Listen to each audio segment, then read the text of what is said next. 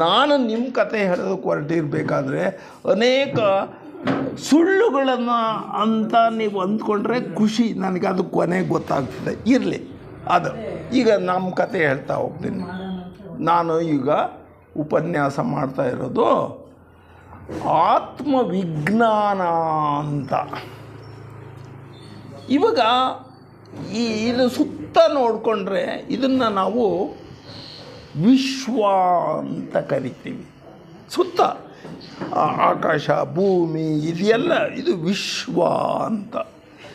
ಈ ವಿಶ್ವದಲ್ಲಿ ಏನೇನು ವಸ್ತುಗಳು ಕಾಣಿಸುತ್ತೋ ಇದನ್ನು ಎರಡು ಭಾಗ ಮಾಡ್ಕೊಂಡಿರ್ತೀವಿ ನಾವು. ಪ್ರೈಮರಿ ಸ್ಕೂಲಲ್ಲಿ ಓದಿದ್ದೀರಾ, ಮೇಷ್ಟ್ರು ಹೇಳಿರ್ತಾರೆ ವಸ್ತುಗಳಲ್ಲಿ ಎರಡು ಭಾಗ ಇದೆ ಅಂತ, ಎರಡು ವಿಧದ ವಸ್ತುಗಳಿದ್ದಾವೆ ಅಂತ. ನೆನಪು ಮಾಡ್ಕೊಳ್ಳಿ, ಮೇಷ್ಟ್ರು ಹೇಳಿದರು, ಒಂದು ಸಜೀವ ವಸ್ತುಗಳು, ನಿರ್ಜೀವ ವಸ್ತುಗಳು, ಎರಡು ಬಗೆಯ ವಸ್ತುಗಳು. ಎಲ್ಲೋ ಇಲ್ಲಿ ವಿಶ್ವ ಉಂಟಾಗಿರೋದೇ ಎರಡು ಬಗೆಯ ದ್ರವ್ಯಗಳಿಂದ, ವಸ್ತುಗಳಿಂದ. ಅವುಗಳನ್ನು ಸಜೀವ ವಸ್ತುಗಳು, ನಿರ್ಜೀವ ವಸ್ತುಗಳು ಅಂತ ಹೇಳ್ತೀವಿ. ಈಗ ನಾವು ಸಜೀವ ವಸ್ತುಗಳಿಗೆ ಆತ್ಮವಿಜ್ಞಾನದಲ್ಲಿ ಬೇರೆ ಹೆಸರು ಹೇಳ್ತಾರೆ ಅಷ್ಟೇ, ಬೇರೆ ಹೆಸರು. ಸಜೀವಿಗೆ ಬದಲಿ ಚೇತನ ರೂಪಿ ದ್ರವ್ಯಗಳು ಅಂತ ಹೇಳ್ತೀವಿ. ಚೇತನ ಶಕ್ತಿ ಇರುವಂತಹ ದ್ರವ್ಯಗಳು ಅಂತ. ಇನ್ನೊಂದು ಅಚೇತನ ರೂಪಿ ದ್ರವ್ಯಗಳು ಅಂತ, ಇದು ಗೊತ್ತಾಗದೇ ಇರೋವಂಥವು ಅಂತ, ಜಡವಸ್ತುಗಳು ಅಂತ. ಇವಾಗ ಚೇತನ ರೂಪಿ ದ್ರವ್ಯಗಳು ಅಂತ ಹೇಳಿದ್ರಲ್ಲ, ಯಾವ್ಯಾವುದದು? ಜೀವ ಇರೋ ವಸ್ತುಗಳು ಸಸ್ಯವರ್ಗ, ಪ್ರಾಣಿವರ್ಗ, ಮನುಷ್ಯರು, ಇವೆಲ್ಲವೂ ಕೂಡ ಚೇತನ ರೂಪಿ ದ್ರವ್ಯಗಳು ಅಂತ ಹೇಳ್ತೀವಿ. ಈಗ ಅಚೇತನ ರೂಪಿ ದ್ರವ್ಯಗಳು ಅಂದರೆ ಗೊತ್ತಾಗುತ್ತೆ ನಮಗೆ. ಗೋಡೆ, ಒಣಮರ,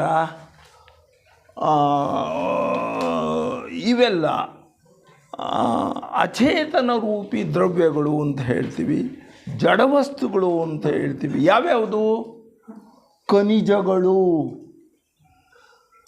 ಪಂಚಭೂತಗಳು, ಭೂಮಿ, ಜಲ, ಜೀವ ಇಲ್ಲ, ವಾಯು, ಜೀವ ಇಲ್ಲ, ಅಗ್ನಿ, ಆಕಾಶ, ಇವನ್ನೆಲ್ಲ ನಾವು ಅಚೇತನ ರೂಪ ದ್ರವ್ಯಗಳು ಅಂತ ಹೇಳ್ತೀವಿ. ಈಗ ಮನುಷ್ಯನಲ್ಲಿ ಚೇತನ ರೂಪಿ ದ್ರವ್ಯಗಳು ನಾವು ಮನುಷ್ಯರು.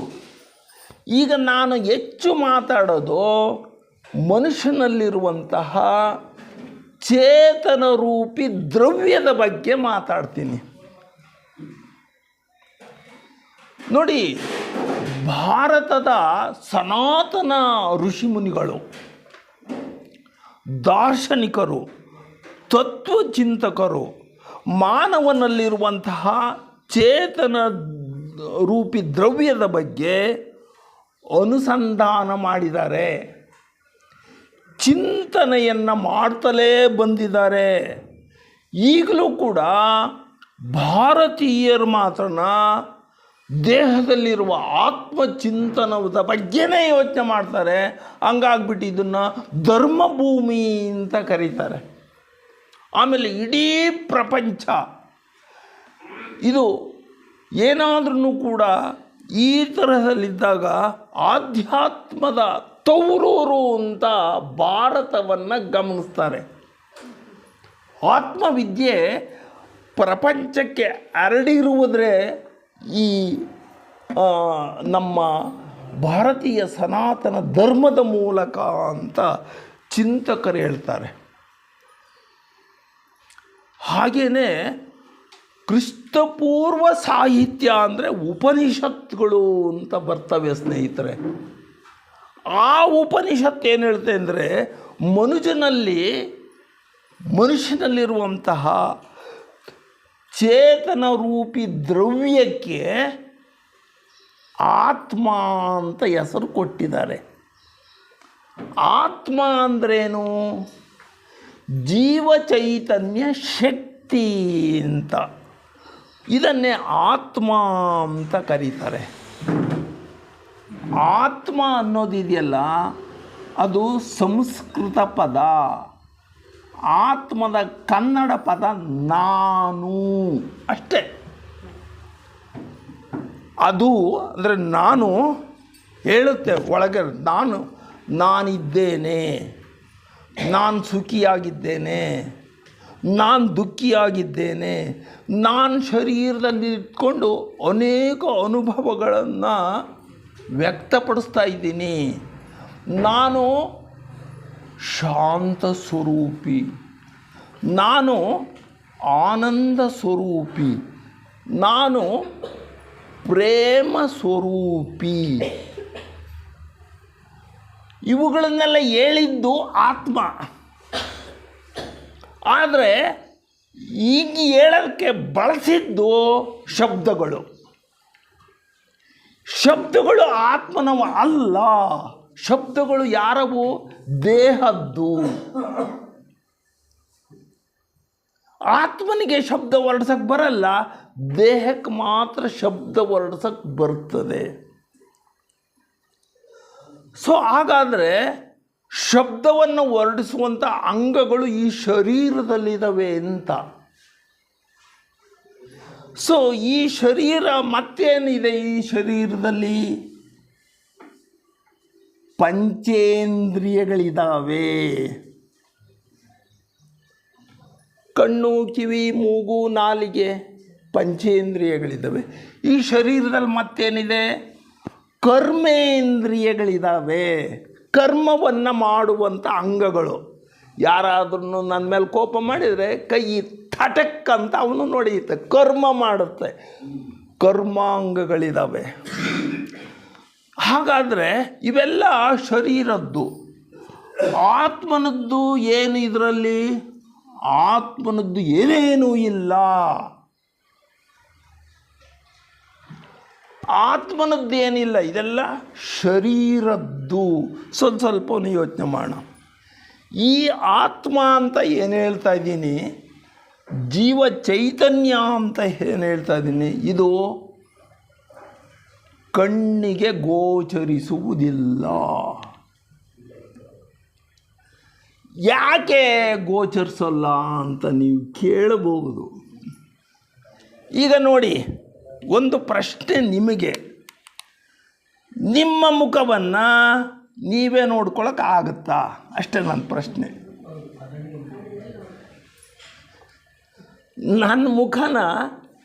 ನನ್ನ ಮುಖನ ನಾನೇ ನೋಡ್ಕೊಳ್ಳೋಕೆ ಆಗುತ್ತಾ?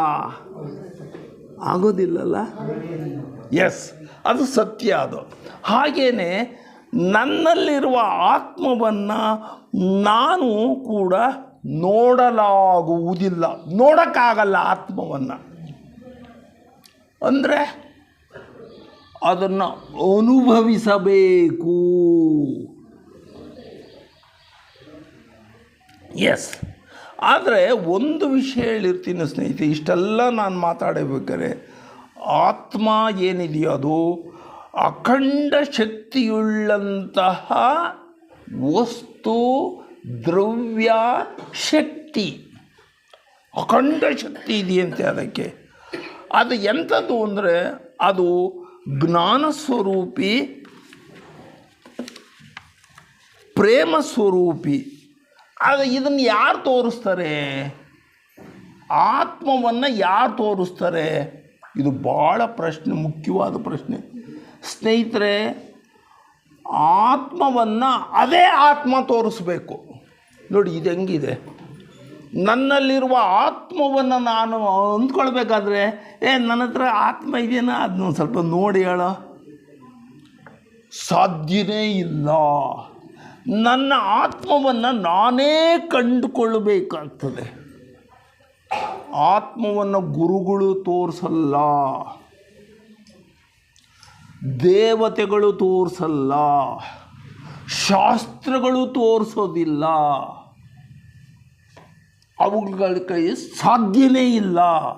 ನಮ್ಮ ಆತ್ಮವನ್ನು ನಾವೇ ಕಂಡುಕೊಳ್ಬೇಕು. ಇದು ಹೆಂಗಿದೆ ನೋಡ್ರಿ, ನಮ್ಮಲ್ಲಿರುವ ಆತ್ಮವನ್ನು ನಾವೇ ಕಂಡುಕೊಳ್ಬೇಕು. ಬುದ್ಧನ ವಿಷಯ ಗೊತ್ತಲ್ಲ ಸ್ನೇಹಿತರೆ, ಬುದ್ಧನಲ್ಲಿರುವಂಥ ಆತ್ಮವನ್ನು ಯಾರು ತೋರಿಸಿದ್ರು ಅವನಿಗೆ? ಅವನಲ್ಲಿ ಆತ್ಮ ಇತ್ತಲ್ಲ, ಜ್ಞಾನ ಇತ್ತಲ್ಲ, ಅವನಿಗೆ ಜ್ಞಾನವನ್ನು ಯಾರು ತೋರಿಸಿದ್ರು? ಯಾವ ಗುರುಗಳು ತೋರಿಸಿದ್ರು? ಯಾರೂ ತೋರಿಸಲಿಲ್ಲ. 6 ವರ್ಷಗಳ ಕಾಲ ಆ ರಾಜ್ಕುಮಾರ ಸಿದ್ಧಾರ್ಥ ಅರಮನೆಯನ್ನು ತೊರೆದ, ಕಾಡಿಗೋದ. 6 ವರ್ಷಗಳ ಕಾಲ ಏಕಾಗ್ರತೆಯಿಂದ ಚಿಂತನೆಯನ್ನು ಮಾಡ್ದ. ಅವನಿಗೆ ಜ್ಞಾನೋದಯವಾಯಿತು. ಅವನ ಆತ್ಮ ಜ್ಞಾನವಾಗಿ ಪ್ರಕಟವಾಯಿತು. ಸ್ನೇಹಿತರೆ, ಇದೆಲ್ಲ ಸುಳ್ಳ. ಬುದ್ಧ ಸುಳ್ಳ. ಅವನಿಗೆ ಯಾರಾದರೂ ಆತ್ಮವನ್ನು ತೋರಿಸಿದ್ರ? ಹಾಗೇನೆ ಸ್ನೇಹಿತರೆ, ನಾವಿಲ್ಲೇನು ಕೂತಿದ್ದೀವೋ ಆತ್ಮವನ್ನು ನಾವೇ ಹುಡುಕೊಳ್ಬೇಕು. ಇನ್ನೊಬ್ಬರು ಹುಡುಕೊಡೋದಕ್ಕೆ ಸಾಧ್ಯವೇ ಇಲ್ಲ. ಹಂಗಂತ ಏನಾದರೂ ನಂಬ್ಕೊಂಡಿದ್ರೆ ಅದು ಟೋಪಿ ಹಾಕೋ ಕೆಲಸ. ಇರಲಿ ಸ್ನೇಹಿತರೆ, ಇವಾಗ ಒಂದು ವಿಷಯ ಅಲ್ರಿ ಮೇಷ್ಟ್ರೆ, ಆಗ್ಲಿಂದ ಬಡ್ಕೊಳ್ತಾ ಇದ್ದೀರಾ ಆತ್ಮ ಆತ್ಮ ದೇಹದ ಒಳಗಡೆ ಇದ್ದಾನೆ ಅಂತ. ಅಲ್ಲ, ಇಷ್ಟೆಲ್ಲ ಇದ್ದರೂ ಕೂಡ ಆತ್ಮ ನನಗೆ ಯಾಕೆ ಗೊತ್ತಾಗಿಲ್ಲ? ನಾನು ಎಷ್ಟೆಷ್ಟೋ ಪ್ರಯತ್ನ ಮಾಡ್ತೀನಿ, ಆತ್ಮ ಆವಾಗ ಕಾಣಿಸುತ್ತೆ, ಈವಾಗ ಕಾಣಿಸುತ್ತೆ, ಯಾಕೆ ಗೊತ್ತೇ ಆಗಿಲ್ವಲ್ಲ ನನಗೆ? ಸ್ನೇಹಿತರೆ, ನಮ್ಮ ದೇಹದಲ್ಲಿ, ನಮ್ಮಲ್ಲಿ ದೇಹಕ್ಕೆ ಸಂಬಂಧಪಟ್ಟಂತಹ 3 ವಸ್ತುಗಳಿದ್ದಾವೆ. ದೇಹಕ್ಕೆ ಸಂಬಂಧಪಟ್ಟಿದ್ದು, ದೇಹಕ್ಕೆ ಸಂಬಂಧಪಟ್ಟಂಥ ವಸ್ತುಗಳು. ಮನಸ್ಸಿದೆ, ಮನಸ್ಸು ಆತ್ಮದ್ದಲ್ಲ, ದೇಹದ್ದು. ಬುದ್ಧಿ ದೇಹದ್ದು, ಅಹಂಕಾರ ದೇಹದ್ದು. ಈ 3 ಏನು ಮಾಡ್ತವೆ ಅಂತ ಹೇಳಿದರೆ, ಮನಸ್ಸು, ಬುದ್ಧಿ, ಅಹಂಕಾರಗಳು ಇವು ದೇಹದಲ್ಲಿದ್ದಾವಲ್ಲ, ಅವು ಮನಸ್ಸು ಇವು 3ಕ್ಕೂ ಲೀಡರ್. ಅವನು ಮನಸ್ಸು ಅನ್ನೋದು ಬುದ್ಧಿಗೂ ಲೀಡರು, ಅಹಂಕಾರಕ್ಕೂ ಲೀಡರು, ಮತ್ತು ಈ ಮನಸ್ಸು.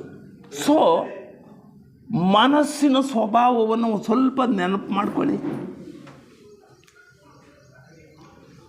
ಮನಸ್ಸಿನ ಸ್ವಭಾವ ಸದಾ ಚಂಚಲವಾಗಿರುವುದು. ಸದಾ ಚಂಚಲ.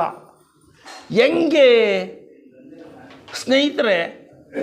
ಸಮುದ್ರದ ಅಲೆಗಳು ಎಂದಾದರೂ ನಿಂತ್ಕೊಂಡಿದ್ದು ನೋಡಿದ್ದೀರಾ? ಕೇಳಿದ್ದೀರಾ? ಇಂಪಾಸಿಬಲ್. ಹಾಗೇನೆ ನಮ್ಮಲ್ಲಿ ಏನು ಮನಸ್ಸಿದೆಯೋ ಈಗೆಲ್ಲ ಇದೆಯಲ್ಲ, ಇದು ಅತ್ಯಂತ ಚಂಚಲವಾದದ್ದು. ಈಗಿದ್ದ ಮನಸ್ಸು ಇನ್ನೊಂದು ಕಡೆ ಇರೋದಿಲ್ಲ. ಕೋತಿಗಳು ನೋಡಿದ್ದೀರಾ ಸ್ನೇಹಿತರೆ? ಕೋತಿಗಳು ಆಟನ ಅಲ್ಲಿಗೆ ನೆಗೀತದೆ, ಇಲ್ಲಿಗೆ ನೆಗೀತದೆ, ಅದ್ರ ಬಾಲ ಎಳೆಯುತ್ತೆ, ಇದ್ರ ಬಾಲ ಎಳೆಯುತ್ತೆ, ಅದನ್ನು ಹೋಗಿ ಇದು ಕೋತಿ ಆಟ. ಆ ಕೋತಿ ಆಟನ ಮನಸ್ಸು ಮಾಡುತ್ತೆ. ಮನಸ್ಸು ಅತ್ಯಂತ ಚಂಚಲವಾದದ್ದು. ಈ ಮನಸ್ಸು ಏನು ಮಾಡ್ತದೆ ಅಂದರೆ, ನಾನೇನೆ ಈ ದೇಹಕ್ಕೆ ಲೀಡರ್, ನಾನು ಹೇಳ್ದಂಗೆ ದೇಹ ಕೇಳಬೇಕು, ಹೀಗಾಗ್ಬಿಟ್ಟು ಆಮೇಲೆ ಮನಸ್ಸೇನು ಹೇಳ್ತದೆ ಅಂದರೆ, ಇದು 5 ಇಂದ್ರಿಯಗಳಿಗೆ ಒಡೆಯ. ಅಷ್ಟೇ ಅಲ್ಲ, ಕಣ್ಣಿಗೆ, ಕಿವಿಗೆ, ಈಗೆಲ್ಲ ಒಡೆಯ. ಸೊ ಆಮೇಲೆ ಈ ದೇಹ, ಮನಸ್ಸಿನ ಇನ್ನೊಂದು ಬುದ್ಧಿ ಏನು? ಮನಸ್ಸು ಯಾವಾಗಲೂ ಕೂಡ ದೇಹವನ್ನು ಪ್ರೀತಿಸುತ್ತದೆ. ಮನಸ್ಸು ದೇಹವನ್ನು ಪ್ರೀತಿಸುತ್ತದೆ. ದೇಹ ಏನೇನು ಆಸೆ ಪಡುತ್ತೆ? ಇಂದ್ರಿಯಗಳೇನೇನು ಆಸೆ ಪಡುತ್ತೆ ಅವೆಲ್ಲವೂ ಕೂಡ ನನಗೆ ಬೇಕು ನನಗೆ ಬೇಕು ನನಗೆ ಬೇಕು ಅಂತತೆ. ಯಾವುದು? ಮನಸ್ಸು. ಸೊ ಆಮೇಲೆ ಮನಸ್ಸು ಎಲ್ಲೆಲ್ಲಿ ಹೋಗುತ್ತೆ, ಇಂದ್ರಿಯಗಳು ಎಲ್ಲೆಲ್ಲಿ ಹೋಗ್ತವೆ ಅಲ್ಲೆಲ್ಲ ಮನಸ್ಸು ಹೋಗುತ್ತೆ. ಇವಾಗ ನಾನು ಮಾಸ್ಟ್ರ್ ನೋಡಿದೆ, ಚಂದ ಇದ್ದಾರೆ ಬಿಡು ಅಂತ ಒಪ್ಕೊಂತು ಮನಸ್ಸು. ಈ ಕಡೆ ತಿಳ್ತೀನಿ, ಮೇಡಮ್ಮರು ಅವ್ರಿಗಿನ್ನ ಚಂದ ಇದ್ದಾರಲ್ಲ, ಅದನ್ನ ಬಿಡ್ತು ಇದನ್ನು ಒಪ್ಕೊಂತು. ಇನ್ನು ನಮ್ಮ ರುದ್ರಣ್ಣ ಅವ್ರಿಗಿನ್ನು ಇವ್ರು ನನಗೆ ಭಾಳ ಇಷ್ಟ ಆಯ್ತಲ್ಲ, ಇವೆರಡು ಓದು ಅದು ಉಳ್ಕೊಂತು. ಸ್ನೇಹಿತರೆ, ಮನಸ್ಸು ಮಾಡ್ತಾ ಇರೋ ಕೆಲಸನೇ ಇದು. ಹುಟ್ಟಿದಾಗನಿಂದ ಸಾಯೋವರೆಗೂ ಕೂಡ ಮನಸ್ಸು ಅಷ್ಟೊಂದು ವರ್ಕ್ ಮಾಡ್ತದೆ, ನಮ್ಮನ್ನು ಒಳಗಡೆ ಆಲೋಚನೆ ಮಾಡೋದಕ್ಕೆ ಬಿಡ್ತಾ ಇಲ್ಲ. ಅದಕ್ಕೆ ನಾವು ಸಂಸಾರ ತಾಪತ್ರೆಗಳು ಅಂತ ಹೇಳ್ತೀವಿ. ಸಂಸಾರ ತಾಪತ್ರೆಗಳು ಹೋಗಪ್ಪ, ಈ ಆತ್ಮಜ್ಞಾನ ಕಟ್ಕೊಂಡು ನನಗೇನಾಗೋಣ, ಏನಪ್ಪ ಆತ್ಮಜ್ಞಾನ ಇವತ್ತು ಕೇಳ್ತೀನಪ್ಪ, ಏನಾದ್ರೂ ಹೊಟ್ಟೆ ತುಂಬುತ್ತಾ, ಇದು ಕಟ್ಕೊಂಡು ನಮಗೇನಾಗಬೇಕು? ಸ್ನೇಹಿತರೆ, ಇದು ಆ್ಯಕ್ಚುಯಲ್ಲಾಗಿ ಏನು ಹೇಳ್ತೀವಿ ಅಂತ ಹೇಳಿದ್ರೆ, ಈ ಆತ್ಮಜ್ಞಾನ ಏನಿದೆಯೋ ಅದನ್ನು ವಿದ್ಯೆ ಅಂತ ಹೇಳಲ್ಲ, ನಾವು ಜ್ಞಾನ ಅಂತ ಹೇಳ್ತೀವಿ. ಸ್ನೇಹಿತರೆ, ಜ್ಞಾನಕ್ಕಿರುವ ಶಕ್ತಿ, ಆತ್ಮಕ್ಕಿರುವ ಶಕ್ತಿ ಮತ್ತೊಂದಕ್ಕೆ ಇಲ್ಲ. ಸೊ ಇದೇ ಕಾರಣಕ್ಕೆ ಏನು ಮಾಡ್ತದೆ ಅಂದರೆ, ಮನಸ್ಸು ಸದಾ ಹೊರಪ್ರಪಂಚದಲ್ಲಿ ಇರೋದ್ರಿಂದ ಮನಸ್ಸಿನಲ್ಲಿ ಏನೇನಿರ್ತವೆ? ಸದಾ ದ್ವೇಷ ಇರುತ್ತೆ, ಕೋಪ ಇರುತ್ತದೆ, ಭಯ, ದುಃಖ, ಅಶಾಂತಿ, ಕಳವಳ ಇವೆಲ್ಲವೂ ಕೂಡ ತುಂಬಿ ತುಳುಕ್ತಾ ಇರ್ತವೆ. ಸೊ ಇವೆಲ್ಲ ಮನಸ್ಸು ಮಾಡೋದ್ರಿಂದ ಆತ್ಮ ಒಂದು ಮೂಲೆಯಲ್ಲಿ ಕೂತ್ಕೊಂಡಿರ್ತದೆ. ಆತ್ಮದ ಸುದ್ದಿನೇ ಹೋಗಲ್ಲ. ಮನಸ್ಸು ಆತ್ಮದ ಕಡೆಗೆ ಹೋಗದ ಹಾಗೆ ಈ ಮನಸ್ಸು ತಡೆಯೊಡ್ಡುತ್ತೆ. ಸ್ನೇಹಿತರೆ, ಹಾಗಾದರೆ ನಮಗೆ ಮುಖ್ಯವಾಗಿ ಯಾವುದಕ್ಕೆ ಗೊತ್ತಾಗಬೇಕು? ಮನಸ್ಸಿಗೆ ಗೊತ್ತಾಗಬೇಕು. ಆತ್ಮ ಇದೆ ಅನ್ನೋದು ಮನಸ್ಸಿಗೆ ಗೊತ್ತಾಗಬೇಕು. ಸೊ ಹಾಗಾದರೆ ಈ ಮನಸ್ಸನ್ನೇನು ಮಾಡಬೇಕು ಅಂದರೆ, ಆತ್ಮದ ಜೊತೆಗೆ ಫ್ರೆಂಡ್ಶಿಪ್ ಮಾಡಿಸ್ಬೇಕು. ಆತ್ಮದ ಜೊತೆಗೆ ಮನಸ್ಸನ್ನು ಫ್ರೆಂಡ್ಶಿಪ್ ಮಾಡಿಸ್ಬೇಕು. ಅವನು ಒಳ್ಳೆ ಅನ್ಕೊಣೋ, ಅವನು ಸವಾಸ ಮಾಡೋ, ಚೆನ್ನಾಗಾಗ್ತೀಯ ಕಣೋ ಅಂತ ಮನಸ್ಸಿಗೆ ನಾವು ಟ್ರೈನಿಂಗ್ ಕೊಡಬೇಕು. ಆ ಟ್ರೈನಿಂಗ್ ಎಲ್ಲಿ ಕೊಡ್ತೀವಿ ನಾವು? ಸೊ ಮನಸ್ಸು, ಆತ್ಮ ಎಂಥದ್ದು ಅಂತ ಮೊದಲು ತಿಳ್ಕೊಳ್ಳೋಣ. ಆತ್ಮ ಅತ್ಯಂತ ಪರಿಶುದ್ಧವಾದದ್ದು, ಅದು ಜ್ಞಾನ ಸ್ವರೂಪವಾದದ್ದು, ಅದು ನಿಶ್ಚಲ ಮತ್ತು ಸತ್ಯ. ಸೊ ಇಷ್ಟು ಗುಣಗಳು ಮನಸ್ಸಿಗಿದ್ರೆ ಮನಸ್ಸು ಅದ್ರ ಜೊತೆಗೆ ಫ್ರೆಂಡ್ಶಿಪ್ ಆಗುತ್ತೆ. ಇಲ್ಲ ಅಂದರೆ ನೆವರ್, ಇಂಪಾಸಿಬಲ್. ನೀನು ಹೆಂಗೆ ಕೊಟ್ಟಿರ್ತೀಯೋ ಹಂಗೆ ಸಾತ್ತೋಗ್ತೀಯ. ಆತ್ಮನ ಪರಿಚಯವನ್ನು, ಆತ್ಮ ಇದೆ ಅನ್ನೋದನ್ನು ಮರೆತೂ ಕೂಡ ನಾವು ಯೋಚನೆ ಮಾಡೋದಿಲ್ಲ. ಸ್ನೇಹಿತರೆ, ಇದು ಈಗಿನ ಸಮಾಜದಲ್ಲಿ ಕಂಡುಬರುವಂತಹ ಸತ್ಯ ಸಂಗತಿಗಳು. ಸ್ನೇಹಿತರೆ, ಆತ್ಮ ಸತ್ಯ ಸ್ವರೂಪವಾದದ್ದು, ಜ್ಞಾನ ಸ್ವರೂಪವಾಗಿದ್ದು, ಪ್ರೇಮ ಸ್ವರೂಪದ್ದು ಅಂತ ಅಂದ್ಕೊಂಡಾಗ ಈ ಸಮಾಜದಲ್ಲಿ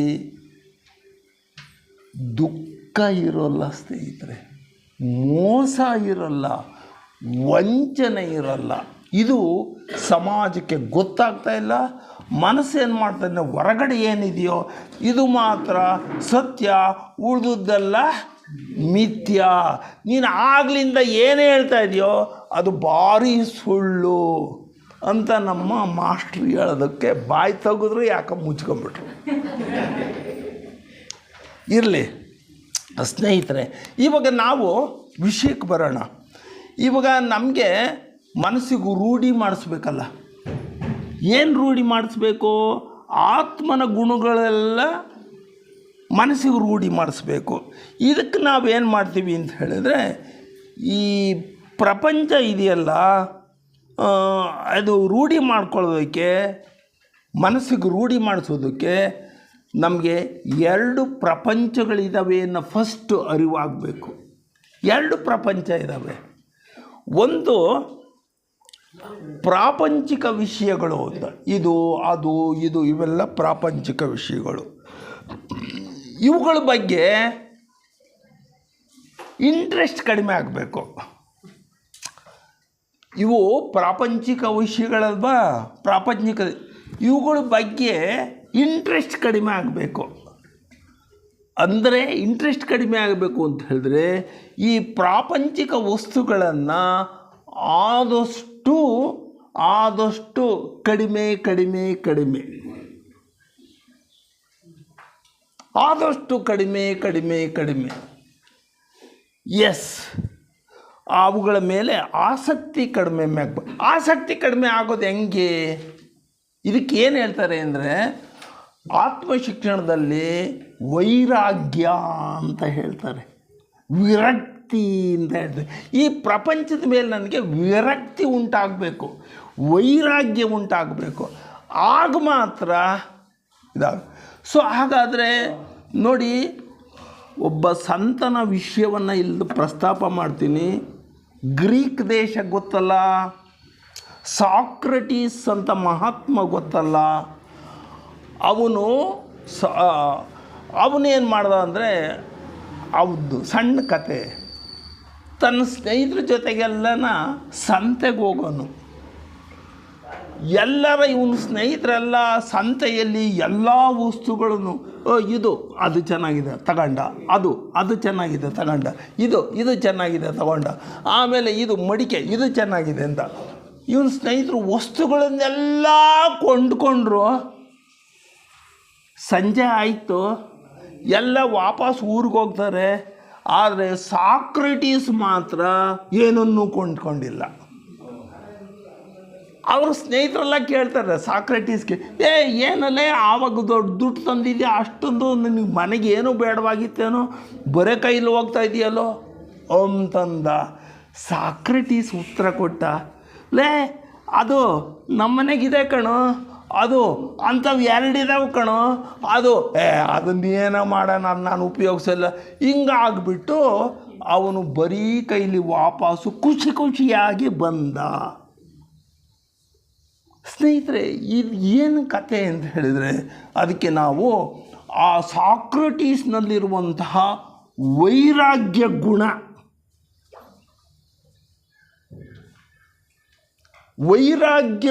ಇದೆಯಲ್ಲ, ಅವನಿಗೆ ಹೆಚ್ಚು ತೃಪ್ತಿಯನ್ನು ತಗೊಂಡು ಬರ್ತದೆ. ಹಾಗೆ ನಮ್ಮ ಮನಸ್ಸಿಗೆ ನಾವು ಅದನ್ನು ಕಲಿಸ್ಬೇಕಂತೆ. ನೋಡ್ರಪ್ಪ, ಏನು ಮಾಡ್ತೀರ ಅಣ್ಣ, ನಿನ್ನ ಹತ್ರ ಏನಿದ್ರು ನನಗೆ ಕೊಟ್ಬಿಡು, ನಿನ್ಗೆ ವೈರಾಗ್ಯ ಬರ್ತದೆ. ಹೆಂಗಿದೆ ನೋಡಿ ಸ್ನೇಹಿತರೆ. ಇದು ಒಂದು ಮನಸ್ಸಿಗೆ ನಾವು ಆ ಮನಸ್ಸನ್ನು ಆತ್ಮ ಜೊತೆಗೆ ಫ್ರೆಂಡ್ಶಿಪ್ ಮಾಡಿಸ್ಬೇಕಾದ್ರೆ ಮನಸ್ಸಿಗೆ ಏನು ತಿಳಿಸ್ಬೇಕು ನಾವು ಅಂದರೆ, ವೈರಾಗ್ಯವನ್ನು ರೂಢಿ ಮಾಡಿಸ್ಬೇಕು. ಇದು ಒಂದಾಯಿತು. ಆಮೇಲೆ ಇನ್ನೇನು ಮಾಡಬೇಕು, ಮನಸ್ಸಿಗೆ ಇನ್ನೇನು ಟ್ರೈನಿಂಗ್ ಕೊಡಬೇಕು ಅಂದರೆ, ಅದಕ್ಕೆ ಆತ್ಮದ ಮೇಲೆ ಪ್ರೀತಿಯನ್ನು ಹುಟ್ಟಿಸ್ಬೇಕು. ಯಾರ ಮೇಲೆ ನಮಗೆ ಪ್ರೀತಿ ಇರ್ತದೋ ಅವರ ಗೆಳೆತನವನ್ನು ನಾವು ಮಾಡ್ತೀವಿ.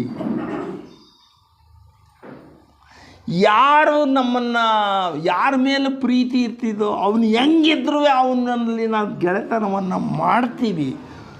ಈ ಮನಸ್ಸಿಗೆ ಏನು ಮಾಡಬೇಕು ಅಂದರೆ, ಆ ತರಹ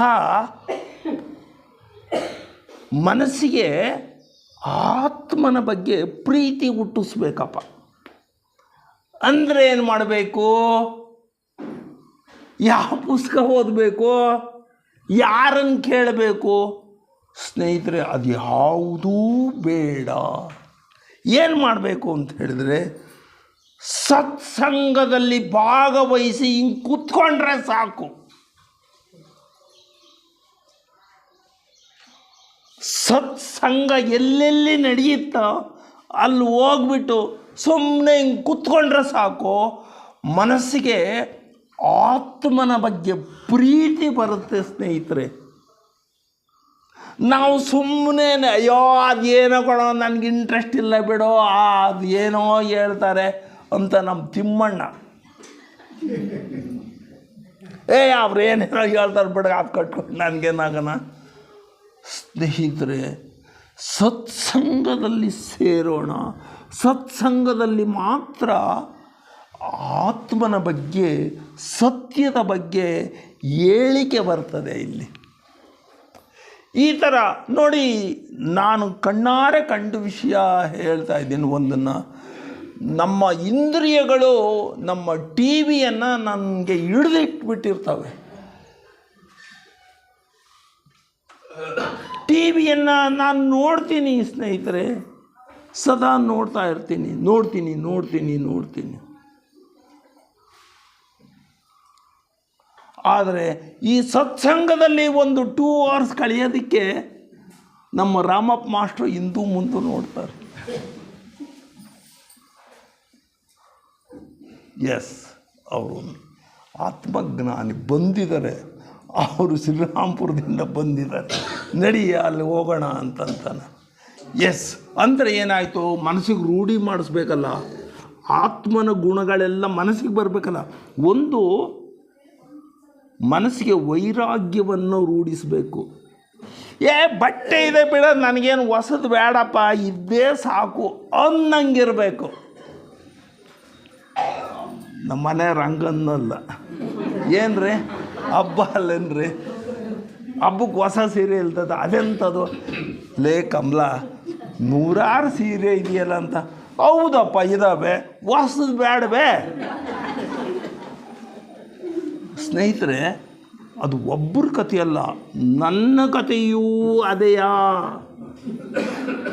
ನನ್ನ ಕಥೆನೂ ಅದೇಯಾ. ಒಂದು ಮನೆ ಮಾಡಿದೆ ಮಾಸ್ಟರ್ಜಿ, ಆರಾಮಾಗಿರ್ಬೋದಿತ್ತು. ಅಲ್ಲೇ ಬಾಡಿಗೆ ಬರ್ತಿರ್ತೆ, ಇನ್ನೊಂದು ಕಟ್ಟಿದೆ ಮಾಸ್ಟರ್ಜಿ. ಎರಡೇನೋ ಜಾಗ ಇದೆಯಲ್ಲ ಅದಕ್ಕೂ ಕಟ್ಟಿದೆ. 3 ಮನೆ ಕಟ್ಟಿದೆ ಮಾಸ್ಟರ್ಜಿ. ಇರೋದೇ ನಾವಿಬ್ಬರಿದ್ದೀವಲ್ಲ, ಒಂದು ಕ್ವಾಡೆಯಲ್ಲಿದ್ದೇವೆ, ಸಾಕು ಅನ್ನೋದು ಬರಲಿಲ್ಲ ನೋಡ್ರಿ. ಇರಲಿ, ಅದು ಅಲ್ಲ, ನಾನು ಯಾಕೆ ಹೇಳ್ತಾ ಇದ್ದೀನಿ ಅಂತ ಹೇಳಿದ್ರೆ, ನಾವು ಆತ್ಮ ಜ್ಞಾನವನ್ನು ಪಡಿಬೇಕು ಅಂದರೆ ಸತ್ಸಂಗದಲ್ಲಿ ಭಾಗವಹಿಸಬೇಕು.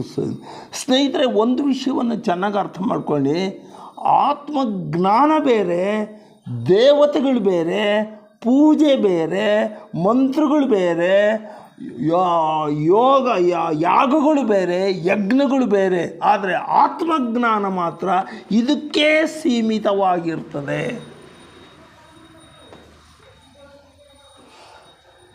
ಇದಕ್ಕೆ ಸೀಮಿತವಾಗಿರ್ತದೆ.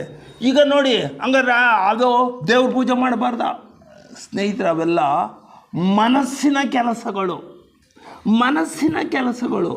ಮನಸ್ಸಿನಲ್ಲಿ ನಾವು ಪೂಜೆ ಮಾಡ್ತೀವಿ, ಆರಾಧನೆ ಮಾಡ್ತೀವಿ, ಎಲ್ಲ ಅವೆಲ್ಲ ಕೇವಲ ಮನಸ್ಸಿನ ತೃಪ್ತಿಗೋಸ್ಕರ.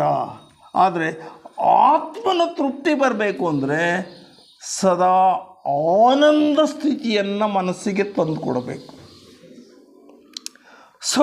ಹಾಗಾದರೆ ಆತ್ಮಕ್ಕೆ ಹತ್ತಿರವಾಗಬೇಕಲ್ಲ ಮನಸ್ಸು. ಏನಾನು ಮಾಡಬೇಕು ಅಂತ ನಮಗೆ ಗೊತ್ತಾಯಿತು.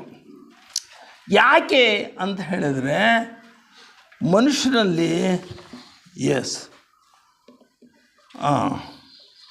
ಬಂತು.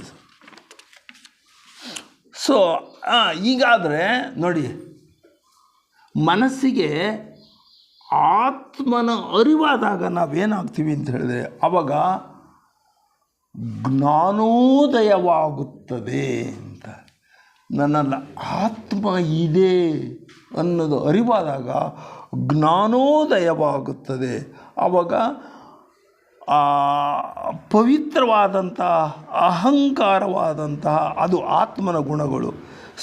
ಇವೆಲ್ಲವನ್ನೂ ಕೂಡ ನಾವು ಆತ್ಮನ ಗುಣಗಳನ್ನು ಮನಸ್ಸಿಗೆ ರೂಢಿ ಮಾಡಿ ನಾವು ಜೀವನವನ್ನು ಸಾಗಿಸಿದರೆ ಆ ಮನುಷ್ಯ ಇದ್ದಾನಲ್ಲ ಅವನು ಅತ್ಯಂತ ಶ್ರೇಷ್ಠ ವ್ಯಕ್ತಿ. ಆತ್ಮನ ಗುಣಗಳನ್ನು ನಾನು ಇಟ್ಕೊಂಡು ಜೀವನ ಮಾಡಿದರೆ ಅವನು ಅತ್ಯಂತ ಶ್ರೇಷ್ಠ ವ್ಯಕ್ತಿ.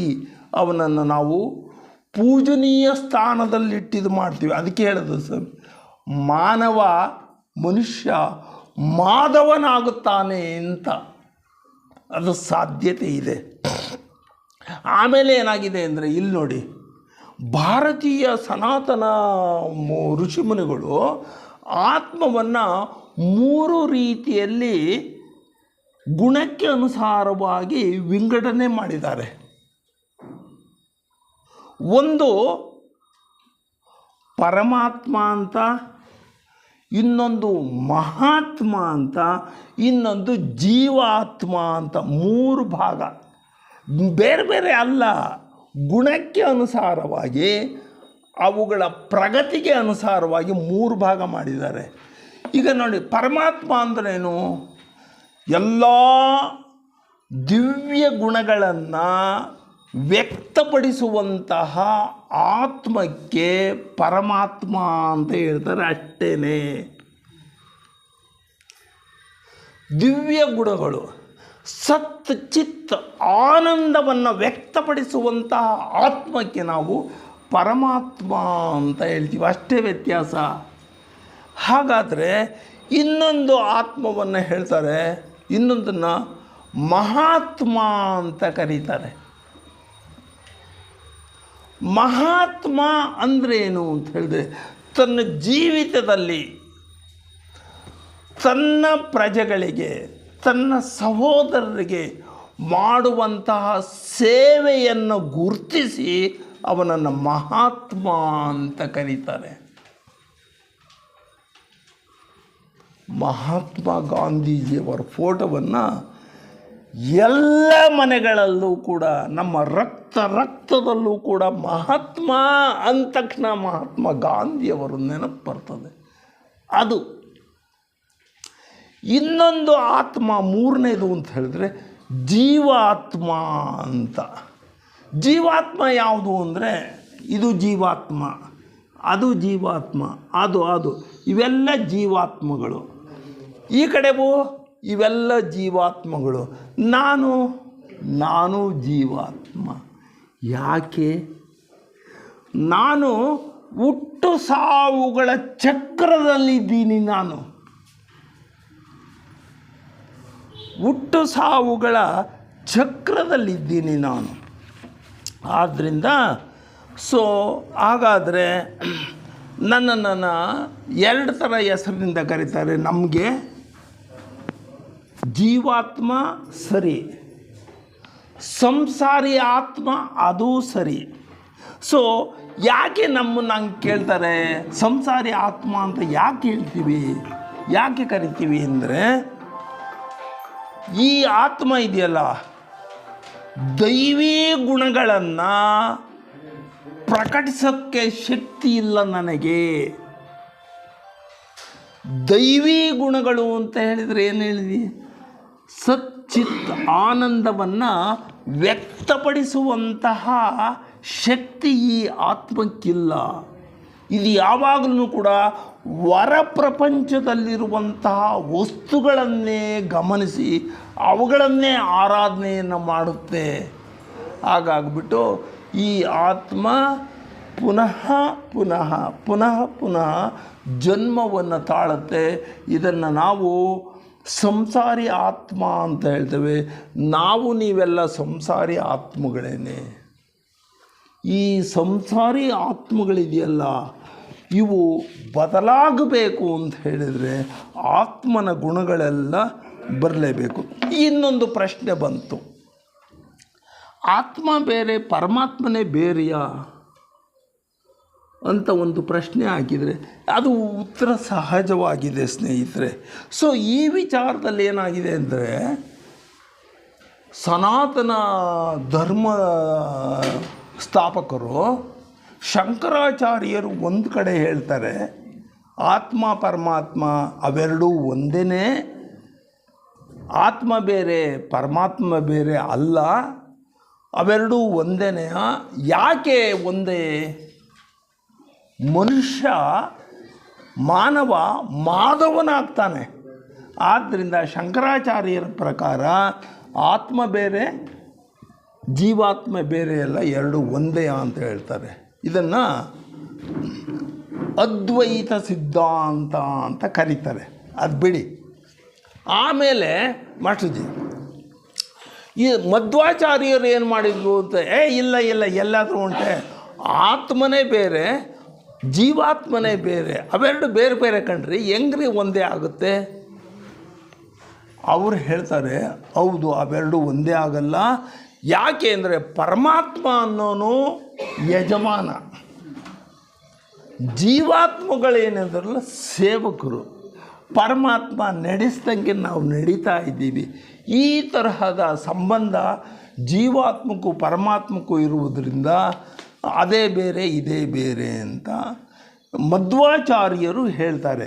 ಅಷ್ಟು ಸಾಕು, ಅದೇನು ಬೇಡ, ಮುಂದುವರೆಸೋದು ಬೇಡ. ಇವಾಗ ನನ್ನ ಪ್ರಶ್ನೆ ಏನಿದೆ ಅಂದರೆ, ಈಗ ಪ್ರಶ್ನೆ ಅಲ್ಲಪ್ಪ ಆಗಲಿಂದ ಹೇಳ್ತಾ ಇದೆಯಲ್ಲ, ನನ್ನ ದೇಹದಲ್ಲಿರುವಂತಹ ಆತ್ಮವನ್ನು ಹೆಂಗೆ ಗುರುತಿಸ್ಕೊಳ್ಳೋದು? ಆಗಲಿಂದ ಹೇಳ್ತಾ ಇದ್ದೀರಲ್ಲ, ಆತ್ಮವನ್ನು ಹೆಂಗೆ ಗುರುತಿಸ್ಕೊಳ್ಳೋದು ಅಂತ. ಸ್ನೇಹಿತರೆ, ಆತ್ಮವನ್ನು ಗುರುತ್ಕೊಳ್ಳೋದಕ್ಕೆ ನಮಗೆ ಸ್ವಲ್ಪ ಚಿಂತನೆಯನ್ನು ಮಾಡಬೇಕು ಅಂತ. ಏನು ಹೇಳ್ತಾರೆ ಚಿಂತನೆ? ಮಾಸ್ಟರ್ಜಿ, ನಾಗರಾಜ್ ಸರ್, ನಾನು ಎಲ್ಲಿದ್ದೀನಿ, ಏನು, ಯಾವ ಟೈಮು, ನನಗೊಂದು ಸ್ವಲ್ಪ ಎಚ್ಚರಿಕೆಯನ್ನು ಕೊಡಿ. ಮಾಡ್ರಾ? ಎಸ್. ಇವಾಗ ನೋಡಿ, ಆತ್ಮನನ್ನು ನಾನು ಕಂಡುಕೊಳ್ಬೇಕಪ್ಪ, ಅದಕ್ಕೇನಾದರೂ ಉಪಾಯ ಇದ್ರೆ ಹೇಳ್ರಿ ಅಂತ ಪ್ರಶ್ನೆ. ಸ್ನೇಹಿತರೆ, ಒಂದು ನಾವು ತಿಳ್ಕೊಳ್ಬೇಕು, ದೇಹದಲ್ಲಿ ನಮ್ಮ ದೇಹದಲ್ಲಿ ಎರಡು ಭಾಗಗಳಿದ್ದಾವೆ. ಎಲ್ಲರ ದೇಹದಲ್ಲೂ ಕೂಡ ಒಂದು ಸ್ಥೂಲ ಶರೀರ ಅಂತ, ಸ್ಥೂಲ ಶರೀರ ಎಲ್ಲರಿಗೂ ಇದೆ. ಇನ್ನೊಂದಿದೆ ಸೂಕ್ಷ್ಮ ಶರೀರ. ಎರಡು ಶರೀರಗಳು, ಇದನ್ನು ಪಕ್ಕಾ ಮಾಡಿಕೊಳ್ಬೇಕು. ನನ್ನಲ್ಲಿ ಎರಡು ಶರೀರ ಇದ್ದಾವಪ್ಪ. ಒಂದು ಸ್ಥೂಲ ಶರೀರ, ಇದು ಹುಟ್ಟುತ್ತೆ, ಸಾಯುತ್ತೆ, ಮುದಿಯಾಗುತ್ತೆ, ಕುಣಿದಾಡುತ್ತೆ ದೇಹ. ಇದು ಸ್ಥೂಲ ದೇಹ. ಇನ್ನೊಂದು ದೇಹ ಇದೆ, ಸೂಕ್ಷ್ಮ ದೇಹ ಅಂತ ಒಂದಿದೆ. ಸ್ಥೂಲ ದೇಹದಲ್ಲಿ ಏನಿದೆ ಅದಾವೆ? ಪಂಚೇಂದ್ರಿಯಗಳಿದ್ದಾವೆ, ಕರ್ಮೇಂದ್ರಿಯಗಳಿದ್ದಾವೆ, ಸಾಕು. ಸೂಕ್ಷ್ಮ ದೇಹದಲ್ಲಿ ಏನಿದೆ? ಸೂಕ್ಷ್ಮ ಅಂದರೆ ಕಣ್ಣಿಗೆ ಕಾಣಲಾಗದಂತಹ ಶರೀರ ನನ್ನಲ್ಲಿದೆ. ಅದು ಪಕ್ಕಾ ನಂಬ್ಕೋಬೇಕು ಸ್ನೇಹಿತರೆ. ಅತ್ಯಂತ ಸೂಕ್ಷ್ಮವಾದ ಶರೀರ ನನ್ನಲ್ಲಿದೆ. ಇನ್ನೊಂದು ಶರೀರ, ಸೂಕ್ಷ್ಮ ಶರೀರ, ಸ್ಥೂಲ ಶರೀರ. ರೀ, ಏನ್ರಿ ಸುಳ್ಳು ಹೇಳ್ತಾ ಇದ್ದೀರಾ ನೀವು? ಎಲ್ರಿ ಸೂಕ್ಷ್ಮ ಶರೀರ? ಏನು ಮಣ್ಣು ತಿಂತೀರೇನ್ರಿ ನೀವು? ಕೇಳಿದ್ದಲ್ಲ ಹೇಳೋದಲ್ಲ ಕೇಳೋಕ್ಕೆ ನಾವು ಕೂತಿದ್ದೀವ ಅಂತ ರುದ್ರಣ್ಣನ ಪ್ರಶ್ನೆ. ರುದ್ರಣ್ಣನ ಪ್ರಶ್ನೆ ಆಗ್ತಾವ ನೀವು. ಅಣ್ಣ, ಗಾಳಿ ಕಾಣಿಸುತ್ತಾ? ಗಾಳಿ ಕಾಣಿಸುತ್ತಾ? ಯಾಕೆ ಕಾಣಿಸಲ್ಲ? ಇದು ಅತ್ಯಂತ ಸೂಕ್ಷ್ಮವಾದಂತಹ ದ್ರವ್ಯ, ಸರಿ ಏನಣ್ಣ? ಇದೇ ಥರದ್ದು ಸೂಕ್ಷ್ಮ ಶರೀರವೂ ಕೂಡ ನಮ್ಮಲ್ಲಿದೆ, ಕಣ್ಣಿಗೆ ಕಾಣಿಸಲ್ಲ. ಈ ಅರಿವು ನಮಗೆ ಬರಬೇಕು. ಅಂದರೆ ದೇಹದಲ್ಲಿರುವ ಆತ್ಮವನ್ನು ನಾನು ಹೆಂಗೆ ಗುರ್ತು ಮಾಡ್ಕೊಳ್ಬೇಕು ಅನ್ನೋದಕ್ಕೆ ಇಷ್ಟು ತಿಳುವಳಿಕೆ ಬೇಕು, ನಮಗೆ ಜ್ಞಾನ ಬೇಕಾಗುತ್ತೆ. ಎಸ್. ಈಗ ನಮಗೆ ಸ್ಥೂಲ ದೇಹದಲ್ಲಿರುವ ಅಂಗಗಳು ಗೊತ್ತಾಯಿತು. ಸೂಕ್ಷ್ಮ ಶರೀರದಲ್ಲೂ ಕೂಡ ವಸ್ತುಗಳಿದ್ದಾವೆ, ಅತ್ಯಂತ ಸೂಕ್ಷ್ಮವಾದ ವಸ್ತುಗಳಿದ್ದಾವೆ. ಅವು ಮೂರು ವಸ್ತುಗಳು ಸೂಕ್ಷ್ಮ ಶರೀರದಲ್ಲಿದ್ದಾವೆ. ಒಂದು ಮನಸ್ಸು ಅನ್ನೋ ವಸ್ತು ಸೂಕ್ಷ್ಮ ಶರೀರದಲ್ಲಿದೆ, ಅಹಂಕಾರ ಅನ್ನೋ ವಸ್ತು ಸೂಕ್ಷ್ಮ ಶರೀರದಲ್ಲಿದೆ, ಬುದ್ಧಿ ಅನ್ನೋ ವಸ್ತು, ಬುದ್ಧಿ ಅನ್ನೋ ದ್ರವ್ಯ ನನ್ನ ಶರೀರದಲ್ಲಿದೆ.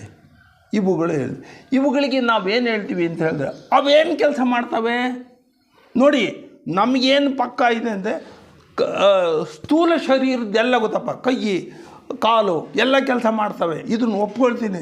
ಆದರೆ ಸೂಕ್ಷ್ಮ ಶರೀರದಲ್ಲಿರುವಂತಹ ಮನಸ್ಸು ಕೆಲಸ ಮಾಡುತ್ತೆ, ಸೂಕ್ಷ್ಮ ಶರೀರದಲ್ಲಿರುವಂತಹ ಬುದ್ಧಿ ಕೆಲಸ ಮಾಡುತ್ತದೆ, ಸೂಕ್ಷ್ಮ ಶರೀರದಲ್ಲಿರುವಂತಹ ಅಹಂಕಾರ ಕೆಲಸ ಮಾಡ್ತದೆ ಅಂದರೆ ಒಪ್ಪೋದೇ ಇಲ್ಲ ನಾವು.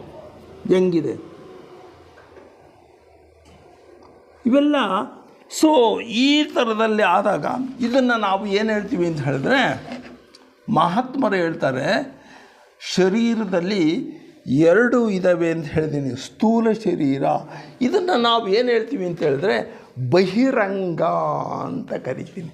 ಹೊರಗಡೆ ಕಾಣಿಸ್ತದೆ ಬಹಿರಂಗ. ಇನ್ನೊಂದು ಸೂಕ್ಷ್ಮ ಶರೀರ ಇದೆ ಅಂತ ಹೇಳಿದ್ನಲ್ಲ ಸ್ನೇಹಿತರೆ, ಅದನ್ನು ನಾವು ಅಂತರಂಗ ಅಂತ ಕರಿತೀವಿ. ಸೊ ಬಹಿರಂಗದಲ್ಲಿ ಎಲ್ರಿಗೂ ಕೂಡ ಗೊತ್ತಿರೋ ಹಾಗೆ, ಬಹಿರಂಗದಲ್ಲಿ ಎಲ್ರಿಗೂ ಗೊತ್ತಿರೋ ಹಾಗೆ ನಮಗೇನೇನಿದೆ, ಬಹಿರಂಗದ ಕಥೆ ಏನು, ವಸ್ತುವಿನ ಕಥೆ ಏನು ಅಂತ ಹೇಳಿದರೆ ನೋಡಿ, ದೇಹ ಬಹಿರಂಗ ಒಪ್ಕೊಂತೀವಿ ನಾವೆಲ್ಲವ. ಇದರಲ್ಲಿ ಏನೇನಿದೆ, ಪಂಚಭೂತಗಳ ಯಂತ್ರ ಇದು, ಒಪ್ಕೊಳ್ತೀವಿ. ಪಂಚಭೂತಗಳ ಯಂತ್ರ, ಗ್ಯಾರಂಟಿ ಅದು. ಹಾಗೆಯೇ ಇವೆಲ್ಲ ಮೂರ್ತ ಲಕ್ಷಣಗಳು ಅಂದರೆ ಕಣ್ಣಿಗೆ ಕಾಣಿಸುವಂತಹ ವಸ್ತುಗಳು. ಜಠರ ಕಣ್ಣಿಗೆ ಕಾಣಿಸುತ್ತೆ, ಶ್ವಾಸಕೋಶಗಳು ಕಣ್ಣಿಗೆ ಕಾಣಿಸುತ್ತೆ, ನನ್ನ ಮುಖ ಕಣ್ಣಿಗೆ ಕಾಣಿಸುತ್ತೆ, ನನ್ನ ಹೊಟ್ಟೆ ಕಣ್ಣಿಗೆ ಕಾಣಿಸುತ್ತೆ. ಎಲ್ಲ ಆಪ್ರೇಷನ್ ಮಾಡಿ ತೆಗೆದು ತೋರಿಸ್ತಾರೆ, ನಿನ್ನ ಹೊಟ್ಟೆ ಹಿಂಗಿದೆ ಕಣೋ, ನಿನ್ನ ಕೊರಳು ಹಿಂಗಿದೆ ಕಣೋ, ಆಮೇಲೆ ಇಲ್ಲಿಗೆ ಕಿಡ್ನಿಗೆ ನೋಡೋ ಇಷ್ಟು ಗಾಯ ಆಗಿದೆ ಅಂತ ಎಲ್ಲ ತೆಗೆದು ಡಾಕ್ಟ್ರು ತೋರಿಸ್ತಾರೆ. ಎಸ್, ಇದು. ಆಮೇಲೆ ಈ ದೇಹ ಇದೆಯಲ್ಲ ಹೆಂಗೆ ಬೆಳವಣಿಗೆ ಆಗುತ್ತೆ ಅದೆಲ್ಲ ನಮಗೆ ಗೊತ್ತಿದೆ ನೋಡಿ.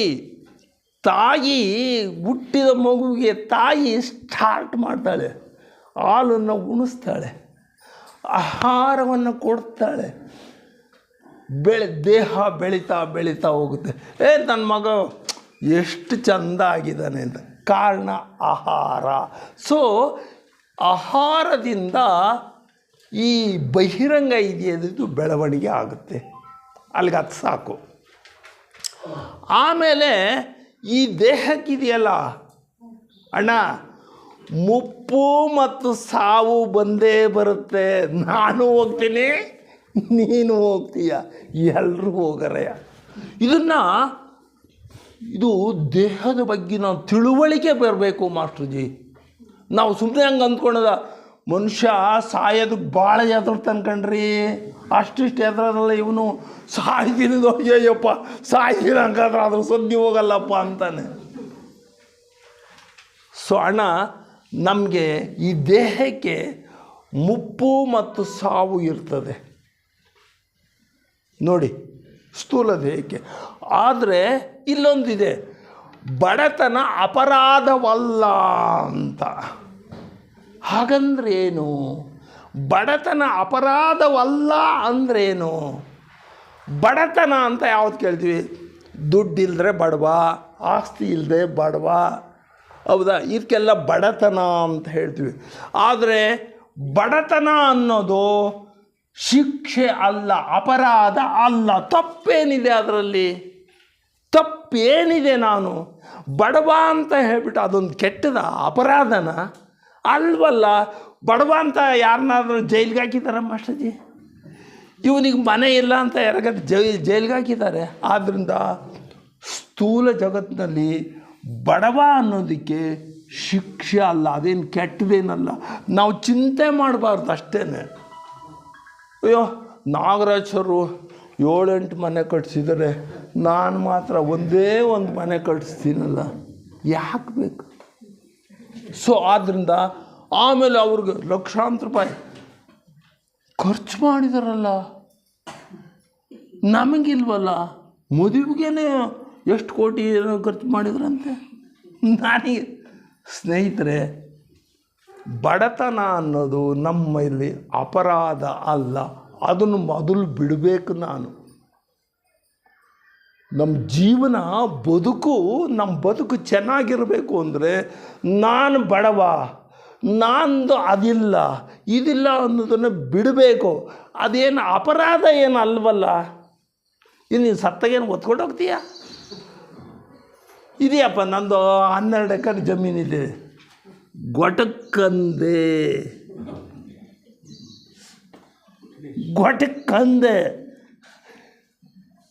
12 ಎಕರೆ ಜಮೀನು ಮಾಸ್ಟರ್ಜಿ, ನನ್ನ ಹೆಸರು, ನನ್ನ ಖಾತೆ, ನನ್ನ ಇದರಲ್ಲಿ 12 ಎಕರೆ ಗೊಟಕ್ಕಂದೆ.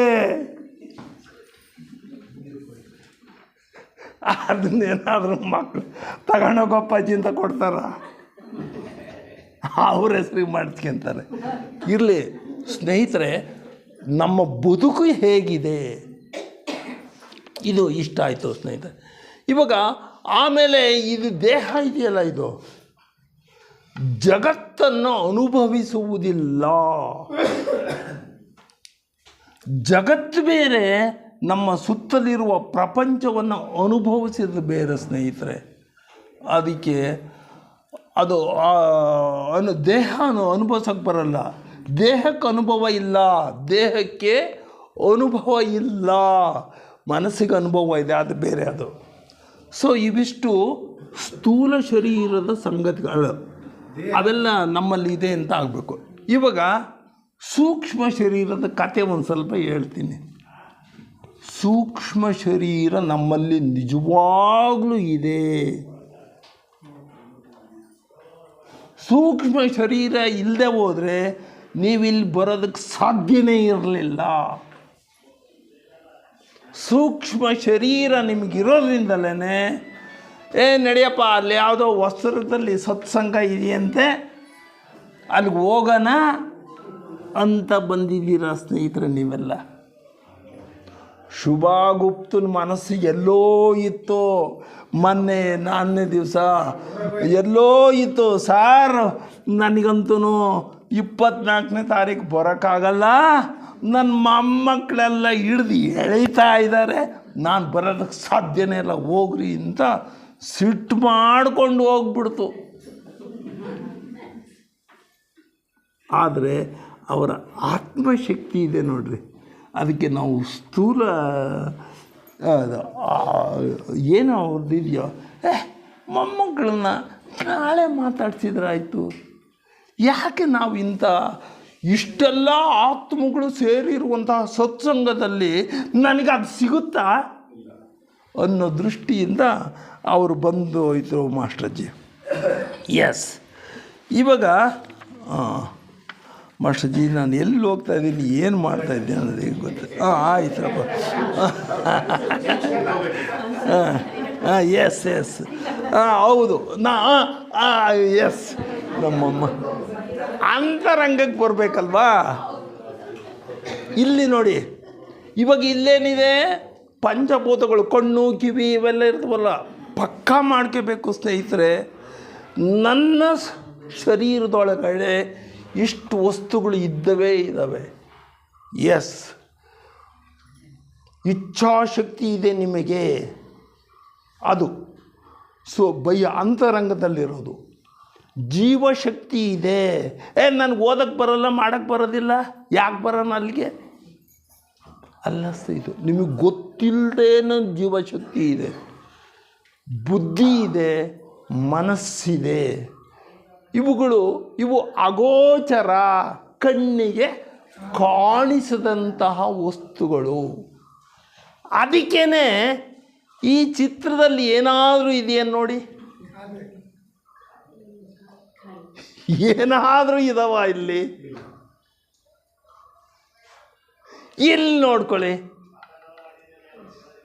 ಸ್ಥೂಲ ಶರೀರದಲ್ಲಿ ಇಲ್ಲಿ ನೋಡಿ, ಸೂಕ್ಷ್ಮ ಶರೀರದಲ್ಲಿ ಅವೇ. ಸೊ ಈ ಜ್ಞಾನ ಇದೆಯಲ್ಲ ಸ್ನೇಹಿತರೆ, ಇದನ್ನು ನಾವು ಆತ್ಮಜ್ಞಾನ ಅಂತ ಹೇಳ್ತೀವಿ. ಈ ಆತ್ಮಜ್ಞಾನ ನಮಗೆ ಪಕ್ಕ ಆದರೆ ನಮ್ಮ ಬದುಕು ಬಂಗಾರ ಆಗುತ್ತೆ ಅಂತ. ಸೊ ಹಾಗೇ ಅವು ಅಮೂರ್ತ ಲಕ್ಷಣಗಳು ಅಂದರೆ ಕಣ್ಣಿಗೆ ಕಾಣಿಸ್ದೇ ಇರೋವಂಥವು. ಆಮೇಲೆ ಅವು ಅಪರಿಮಿತ ವಿಕಾಸವನ್ನು ಹೊಂದುತ್ತವೆ ಅಂತ. ಅಪರಿಮಿತ ವಿಕಾಸ ಅಂದರೆ ನನ್ನ ಮನಸ್ಸು ಇವತ್ತಿದ್ದು ಮನಸ್ಸಿನ ಬೆಳವಣಿಗೆ ಆಗುತ್ತೆ, ಆತ್ಮದ ಬೆಳವಣಿಗೆ ಆಗುತ್ತೆ, ಬುದ್ಧಿಯ ಬೆಳವಣಿಗೆ ಆಗುತ್ತೆ ಸ್ನೇಹಿತರೆ. ಹಾಗೆಯೇ ಈ ಸ್ಥೂಲ ಶರೀರದ ಬೆಳವಣಿಗೆ ನಿಂತು ಬಿಟ್ಟಿದೆ. ಜಗನ್ನಾಥ್ ಬೆಳೆಯೋಕ್ಕೆ ಆಗ್ತಾ ಇಲ್ಲ, ಓಡಾಡೋಕ್ಕಾಗ್ತಾ ಇಲ್ಲ, ಬೆಳವಣಿಗೆ ಇಲ್ಲ. ಅದು ಬೆಳವಣಿಗೆ ಆಗ್ತಾ ಹೋಗ್ತದೆ. ನಿಮಗೆಲ್ಲ ಗೊತ್ತಿದೆ ನೋಡಿ, ಆತ್ಮದ ಬೆಳವಣಿಗೆ ಆಗುತ್ತೆ ಅನ್ನೋದಕ್ಕೆ ನಾನೊಂದು ಕೇಳಿದ್ದೀನಿ ಸ್ನೇಹಿತರೆ, ನೀವು ಅದನ್ನು ನಂಬಬೇಕಾಗ್ತದೆ. 3 ವರ್ಷದ ಮಗು ಸಂಗೀತದ ಎಲ್ಲ ಲಯಗಳನ್ನು 3 ವರ್ಷದ ಮಗು ಸಂಗೀತದ ಎಲ್ಲ ಲಯಗಳನ್ನು ಅಲ್ಲಿ ಆಡ್ತಾ ಇದ್ದರೆ ಗುರುತಿಸಿ ಇದು ಇಂಥದ್ದು ಅಂತ ಹೇಳ್ತಾ ಇತ್ತು. ಅದರ ಅರ್ಥ ಏನಿದೆ ಸ್ವಲ್ಪ ಯೋಚನೆ ಮಾಡಿ ನೋಡಿ. ಅವನ ಆತ್ಮದ ಬೆಳವಣಿಗೆ ಅಂತ ಹೇಳ್ತೀವಿ ಮಾಸ್ಟರ್ಜಿ, ನಂಬದೇ ಇಲ್ಲ. ಎಸ್, ಹಾಗೆ ಅಪರಿಮಿತ ವಿಕಾಸವನ್ನು ಹೊಂದುತ್ತಾನೆ. ನಾನಿವತ್ತು ಮನುಷ್ಯ ಆಗಿದ್ದವನು ಎಲ್ಲಾಗ್ತೀನಿ, ನಾನು ಜೀವಾತ್ಮ ಆಗಿದ್ದವನು ಮಹಾತ್ಮ ಆಗ್ತೀನಿ, ಪರಮಾತ್ಮ ಆಗ್ತೀನಿ, ಮಾಧವ ಮಾನವನಾಗ್ತಾನೆ. ಅಷ್ಟು ಬೆಳವಣಿಗೆ ನಿಮ್ಮ ಸೂಕ್ಷ್ಮ ಶರೀರಕ್ಕಿದೆ ಸ್ನೇಹಿತರೆ. ಅದನ್ನು ಬೆಳೆಸ್ಕೊಳ್ಳೋಣ. ಅದನ್ನು ಬೆಳೆಸ್ಕೊಳ್ಳೋದಕ್ಕೆ ಸತ್ಸಂಗಕ್ಕೆ ಬರೋಣ. ಕೊನೆ ಪಕ್ಷ ಏನೂ ಆಗದೆ ಹೋದರೂ ಕೂಡ ಅಟ್ಲೀಸ್ಟ್ ಸ್ವಲ್ಪ ರೂಢಿ ಮಾಡಿಸೋಣ. ಮುಂದೆ ಏನಾಗುತ್ತೆ, ಜ್ಞಾನದಿಂದ ಬೆಳವಣಿಗೆ ಆಗುತ್ತೆ ಅಂತ. ಜ್ಞಾನ ಸ್ವಲ್ಪನೇ ಬೆಳವಣಿಗೆ ಆಗ್ತಾ ಹೋಗುತ್ತೆ ಅಂತ. ಮುಪ್ಪು ಇಲ್ಲ, ಸಾವು ಇಲ್ಲ, ಅಮರವಾದದ್ದು ಸೂಕ್ಷ್ಮ ಶರೀರ. ಹಾಗೆಯೇ ಬಡತನ, ಅಪರಾಧ, ಶಿಕ್ಷೆ. ನೋಡಿ ಇಲ್ಲೊಂದಿದೆ ನೋಡಿ, ಇಲ್ಲಿ ಬಡತನ, ಅಪರಾಧ, ಶಿಕ್ಷೆ. ಇಲ್ಲಿ ಬಡತನಕ್ಕೆ ಅಪರಾಧವಲ್ಲ, ಶಿಕ್ಷೆ ಅಲ್ಲ ಅಂತ. ಇದು ನೋಡಿ, ಇದು ನಿಮಗೆ ಯಾವ ಥರದಲ್ಲಿ ತಗೊಳ್ತೀರಾ? ಬಡತನ, ಅಪರಾಧ, ಶಿಕ್ಷೆ ಇದಕ್ಕೆ ಅಂತ. ಸ್ನೇಹಿತರೆ, ಸ್ಥೂಲ ಶರೀರದಲ್ಲಿ ಇವನಿಗೊಂದು ಒದೆ ಅಂತ ಇಟ್ಕೊಳ್ಳಿ. ಒಂದು ಒದೆ ಇದ್ದೆ, ಒಂದು ಒದೆ ಹೊಡಿತೀನಿ, ಇವನು ಕೋರ್ಟ್ಗೆ ಹೋಗ್ತಾನೆ. ಹೌದಾ? ಕೋರ್ಟ್ಗೆ ಹೋದರೆ ನನಗೆ ಒಂದು ಒದೆಗೆಲ್ಲ ಶಿಕ್ಷೆ ಆಗುತ್ತಾ? ಶಿಕ್ಷೆ ಆಗುತ್ತಾ? ಎಸ್. ಇವನನ್ನು ಕೊಲೆ ಮಾಡ್ತೀನಿ, ತಪ್ಪಿಸ್ಕೊಂಬಿಡ್ತೀನಿ, ಶಿಕ್ಷೆ ಆಗುತ್ತಾ ನನಗೆ? ನೆವರ್. ಅದೇನು ಕೇಳ್ತದೆ? ಸಾಕ್ಷಿ ಕೇಳ್ತದೆ ಕೋರ್ಟು. ಆದರೆ ನಾನು ಇವನಿಗೆ ಮೋಸ ಮಾಡಿದ್ದೆ, ಅಪರಾಧವನ್ನು ಮಾಡಿದ್ದೆ, ಸೂಕ್ಷ್ಮ ಶರೀರದ ಮೂಲಕ ಅಪರಾಧ ಮಾಡಿದರೆ ಅದಕ್ಕೆ ಶಿಕ್ಷೆ ಕಟ್ಟಿಟ್ಟು ಬುತ್ತಿ. ಒಬ್ಬರಿಗೆ ದ್ರೋಹ ಮಾಡಿದರೆ ಅದಕ್ಕೆ ಶಿಕ್ಷೆ ಕಟ್ಟಿಟ್ಟು ಬುತ್ತಿ. ಯಾರ್ದೋ ಆಸ್ತಿಯನ್ನು ಯಾವುದೋ ರೂಪದಲ್ಲಿ ಲಪಟಾಯಿಸದೆ ಅದಕ್ಕೇನು ಶಿಕ್ಷೆ ಇಲ್ಲ, ಆದರೆ ಇದಕ್ಕೆ ಶಿಕ್ಷೆ ಮೇಲ್ ಕೊಡ್ತಾನೆ. ಇದು ಸ್ನೇಹಿತರೆ ಅಂತರಂಗದ ವಿಧ. ಆಮೇಲೆ ಇದು ಜಗತ್ತನ್ನು ಅನುಭವಿಸುತ್ತದೆ ಅಂತ. ಜಗತ್ತನ್ನು ಅನುಭವಿಸ್ತಾ ಹೋಗುತ್ತೆ ಸ್ನೇಹಿತರೆ. ಸೊ ಇವಿಷ್ಟು ಕೂಡ ನಮ್ಮ ಬದುಕು ಚೆನ್ನಾಗಿರಬೇಕು ಅಂದರೆ ಎರಡು ವಿಷಯಗಳನ್ನು ನಾವು ಅರ್ಥ ಮಾಡ್ಕೊಳ್ಬೇಕು. ಒಂದು ಬಹಿರಂಗ, ಅಂತರಂಗ ಎರಡೂ ಕೂಡ ಶುದ್ಧವಾಗಿರಬೇಕು ಅಂತಾಯಿತು. ಹಾಗಾದರೆ ರಾಮಣ್ಣ ಮಾಸ್ಟರ್ಜಿ, ನಾವು ಹೆಂಗ್ರಿ ಮಾಡೋದು? ಆತ್ಮ ಇದೆ ಅಂತ ಹೆಂಗೆ ಮಾಡೋದು?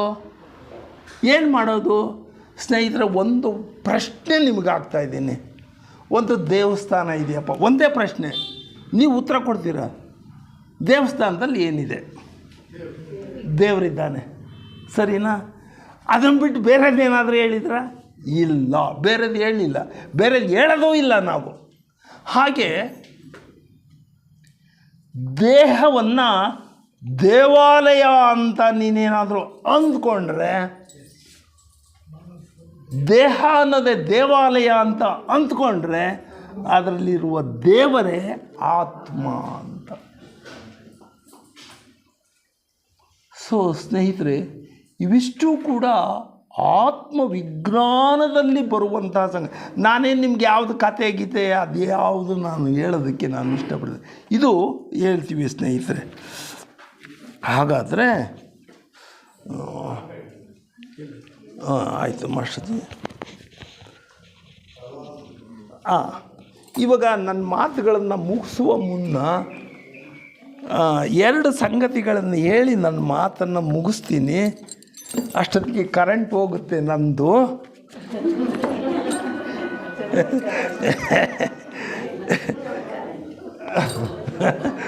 ನಾಗರಾಜ ನೋಡ್ತಾ ಇದ್ದಾರೆ ಕರೆಂಟ್ ತೆಗಿಯೋಣ ಅಂತ.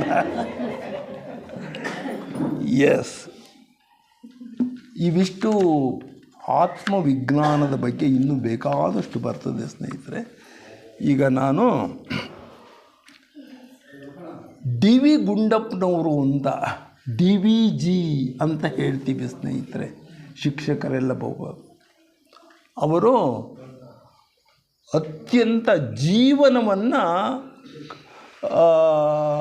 ಕಗ್ಗದ ರೂಪದಲ್ಲಿ ನಮ್ಮ ಮುಂದೆ ಇಟ್ಟಿದ್ದಾರೆ. ಅವರು ಅಷ್ಟೊಂದು ಜೀವದ ಅನುಭವಗಳನ್ನೆಲ್ಲ ಅದಕ್ಕೆ ಅವ್ರ ಪುಸ್ತಕವನ್ನು ಮಂಕುತಿಮ್ಮನ ಕಗ್ಗ ಅಂತ, ಅದರಲ್ಲಿ DVG ಅವರು ಏನು ಬಹಿರಂಗ ಅಂತರಂಗ ಇದೆ ಅನ್ನೋದನ್ನು ಒಂದು ಕಗ್ಗದಲ್ಲಿ ಕಟ್ಟಿಕೊಟ್ಟಿದ್ದಾರೆ.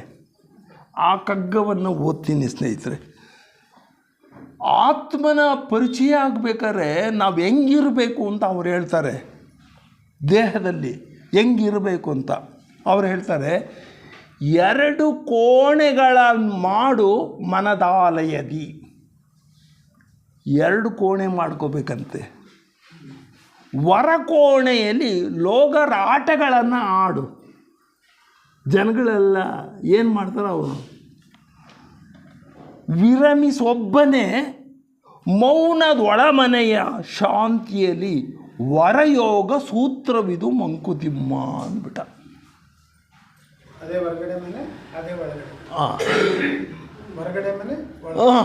ಒಳಮನೆ, ಹೊರಕೋಣೆ ಒಳಕೋಣೆ. ಎಸ್. ಆಮೇಲೆ ನೋಡಿ, ಆತ್ಮವಿಜ್ಞಾನವನ್ನು ಅನುಭವಿಸಿ ತಿಳ್ಕೊಳ್ಬೇಕು. ಸತ್ಸಂಗದಲ್ಲಿ ಭಾಗವಹಿಸಲೇಬೇಕು, ಒಳ್ಳೆಯ ಗುಣಗಳನ್ನು ರೂಢಿ ಮಾಡಿಕೊಳ್ಳೇಬೇಕು. ಬರೀ ಪುಸ್ತಕ ಓದೋದ್ರಿಂದ, ಭಾಷಣ ಕೇಳೋದ್ರಿಂದ ಉಪಯೋಗ ಇಲ್ಲ. ಅದನ್ನು DVG ಅವರು ಹೇಳ್ತಾರೆ. ನಿನಗೆ ಆತ್ಮಜ್ಞಾನ ಮಾಡಬೇಕು, ಬರೀ ಓದ್ಕೊಂತ ಕೂತ್ಕೋಬೇಡ. ಅವ್ರು ಹೇಳ್ತಾರೆ, ಬರೀ ಓದು, ಬರೀ ವಾದ, ಬರೀ ಬುದ್ಧಿ ದೊರಕಿಸೋದು ಪರತತ್ವವನ್ನು. ಬೇಕು ಬೇರೆ ಕಣ್ಣದಕ್ಕೆ ಅಜ್ಞಾನದ ಪೊರೆಯು ಪರಿದಂದು ಅರಳುವುದು ಅರಿವಿನ ಕಣ್ಣು ಅಂತ. ಒಳಗಿನ ಅರಿವಿನ ಕಣ್ಣು ಬೇಕಾದರೆ ಆ ಥರದಲ್ಲಿ ಬೇಕು ಸ್ನೇಹಿತರೆ. ನಮಗೆ ಆತ್ಮ ಇಲ್ಲ ಅಂತ ಈ ಮನಸ್ಸಿದೆಯಲ್ಲ, ಕೋತಿ ಆಟದ ಮನಸ್ಸು, ಆ ಮನಸ್ಸು ಎಷ್ಟು ಕೋತಿ ಆಟ ಆಡುತ್ತೆ ಅಂತಲೂ ಕೂಡ ಇಲ್ಲಿ ಹೇಳ್ತಾ ಹೋಗ್ತಾರೆ ಮನಸ್ಸಿನ ಬಗ್ಗೆ. ಡಿ ವಿ ಜಿ ಅವರು ಮನಸ್ಸು ಎಲ್ಲ ಕಡೆಯೂ ನಾನೇ ಏವನ್ನು ಅಲ್ಲಿ ಸಭೆಯಲ್ಲಿ ನಾನೇ ಏವನ್ನು, ಊಟ ಬಡಿಸ್ಬೇಕಾದ್ರೆ ನಾನೇ ಏವನ್ನು, ಆಮೇಲೆ ಆಸ್ತಿ ಮಾಡೋದ್ರಲ್ಲಿ ನಾನೇ ಏವನ್ನು, ಓಟು ತಗೊಳ್ಳೋದ್ರಲ್ಲಿ ನಾನೇ ಏವನ್ನು, ಅಧ್ಯಕ್ಷ ನಾನೇನೆ. ಇದು ಆ ಡಿ ವಿ ಜಿ ಅವರು ಎಷ್ಟು ಸೊಗಸಾಗಿ ಮನಸ್ಸಿನ ಇದನ್ನು ಹೇಳ್ತಾರೆ ಅಂದರೆ, ಅದು ಹೇಳ್ತಾರೆ ಮನಸ್ಸು ಮನೆಯೊಳೋ, ಮಠದೊಳೋ, ಸಭೆಯೊಳೋ, ಸಂತೆಯೊಳೋ, ಕೊನೆಗೆ ಕಾಡೊಳೋ, ಮಸಾಣದೊಳೋ, ಮತ್ತೆಲ್ಲೋ ಗಣನೆಗೆ ಏರಲಕ್ಕೆಂದು ಜನ ತಪಿಸಿ ತೊಳಲುವುದು ನೆನೆಯದು ಆತ್ಮಸುಖವ ಅಂತ. ಆತ್ಮದಲ್ಲಿ ಇಷ್ಟು ಸುಖ ಇದೆ ಅನ್ನೋದನ್ನು ಬಿಟ್ಬಿಟ್ಟು ಎಲ್ಲ ಮನಸ್ಸು ಕೋತಿ ಆಟ ಆಡ್ತಾ ಹೋಗುತ್ತೆ. ಸ್ನೇಹಿತರೆ, ನನ್ನ ಮಾತನ್ನು ಮುಗಿಸುವ ಮುನ್ನ ಮಾಸ್ಟರ್ಜಿ ಇನ್ನೊಂದು ಘಟನೆಯನ್ನು ಹೇಳ್ಬಿಡ್ತೀವಿ. ಪ್ರತಿ ಶನಿವಾರ ಭಾನುವಾರ ಲಿಟ್ಲ್ ಚಾಂಪ್ ಅಂತ ಸರಿಗಮಪ ಲಿಟ್ಲ್ ಚಾಂಪ್ ಅಂದು ಒಂದು ಪ್ರೋಗ್ರಾಮ್ ಬರ್ತದೆ. ಬಹುಪಾಲು ನೋಡಿರ್ತೀರ ಸಂಗೀತದ ಆಸಕ್ತಿಯಲ್ಲಿರೋರು. ಸ್ನೇಹಿತರೆ, ನನಗೂ ಕೂಡ ಭಾಳ ಆಶ್ಚರ್ಯ ಆಗುತ್ತೆ.